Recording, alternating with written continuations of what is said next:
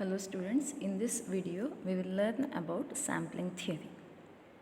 Few important definitions and terms involved in sampling.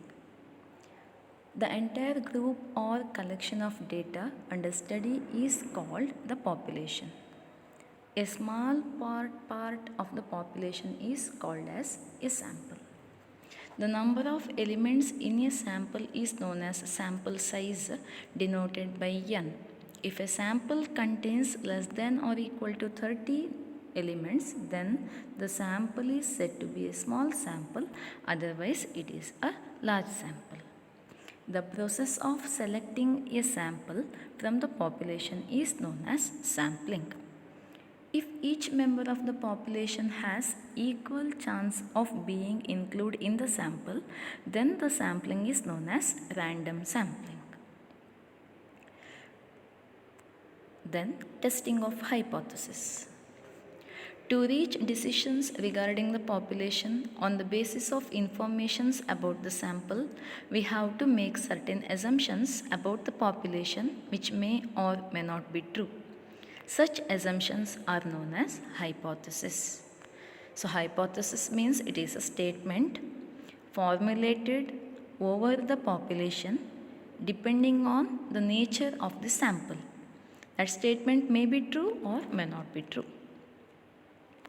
Testing of hypothesis means a process for deciding whether to accept or reject the hypothesis. The hypothesis formulated for the purpose of its rejection under the assumption that it is true is called the null hypothesis, denoted by H0. For example, we wish to show that the coin is biased. In this purpose, we make the hypothesis as the coin is not biased, and we will proceed to find whether the hypothesis can be rejected.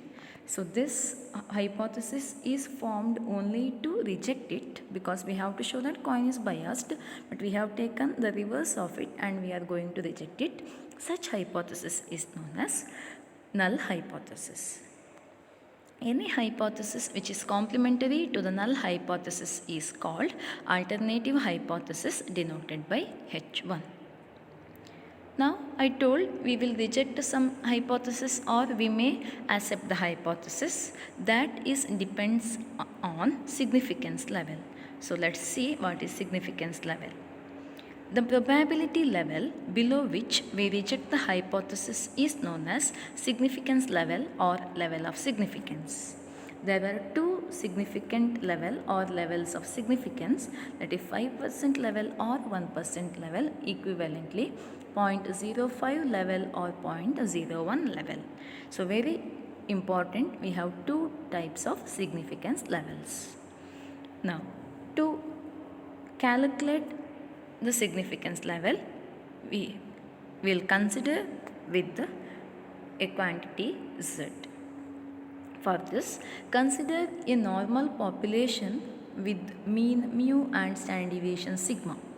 If x bar is the sample mean of a random sample of size n, then the quality Z, denoted by Z equal to x bar minus mu divided by sigma by square root of n, is called standard normal variate, SNV. So Z equal to x bar minus mu divided by sigma by square root of n, where x bar is the mean of the sample, n is the number of elements in the sample, mu is the mean of population, and sigma is the standard deviation of population. Now at 5% level or 0.05 level of significance, value of Z should lie between minus 1.96 and 1.96. These are known as critical values. If the value of Z lies in this interval, then we say that hypothesis is true with 95% of confidence and we will accept the hypothesis. Equivalently, if the value of Z lies outside this interval, we will reject the hypothesis at 5% level. Graphically, we will consider the standard normal curve, bell-shaped curve, symmetrical about the line mu equal to 0. 95% is accepted region, remaining 5% is split as 2.5% and 2.5% in either sides of the curve about line z mu equal to 0 or z equal to 0. Then in 1% level of significance, value of z should lie between minus 2.58 and plus 2.58. These values are known as critical values at 1% level. If z lies inside this interval, then we will accept the hypothesis at 99% of confidence. Otherwise, we will reject the hypothesis with the 1% level of significance. Similarly, here also we will consider standard normal curve.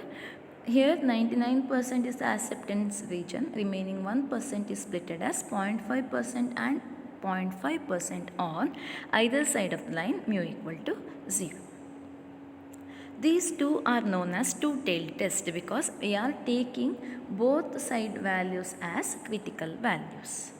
Now, in one-tailed test, we calculate z value at any one of the ends, either positive end or negative end. Here, for 5% level, the value of z must be minus 1.645 or 1.645, and for 1% level, value of z must be minus 2.33 or 2.33. So, level of significance is the very important concept in sampling theory. Next is the error. There are two types of errors, type 1 error and type 2 error. If a hypothesis is rejected while it should have been accepted, then we say that type 1 error has been committed. Actually, we have to accept the hypothesis, but somehow we have rejected it. In such case, the committed error is known as type 1 error. On the other hand, if the hypothesis is accepted while it should have been rejected, then we say that type 2 error has been committed. So, error is also an important concept in the sampling. The one more important concept is confidence intervals. Here we have both 5% level of significance and 1% level of significance. We know that at 5% level of significance, value of z must be in between minus 1.96 and plus 1.96. Z has the expression x bar minus mu divided by sigma by square root of n. Substitute this and simplify this inequality so that we will get mu is less than or equal to x bar plus 1.96 sigma divided by square root of n, and mu is greater than or equal to x bar minus 1.96 sigma divided by square root of n. Combining these, we will get the inequality x bar minus 1.96 sigma divided by square root of n less than or equal to mu less than or equal to x bar plus 1.96 sigma divided by square root of n. This is the expression for 95% confident intervals. So, similarly, 99% of confident interval is given by x bar minus 2.58 sigma divided by square root of n less than or equal to mu less than or equal to x bar plus 2.58 sigma divided by square root of n. Note that here only difference is in the critical value, and expression is derived using the condition for 5% level and condition for 1% level. So, in the sampling theory, the very important concepts are hypothesis, two types of hypothesis, null hypothesis and alternative hypothesis with the example. Then level of significance, we have 5% level and 1% level, and what are the critical values, and graphically how to denote. Afterwards, we have errors, two types of errors, type 1 error and type 2 error, and confidence intervals.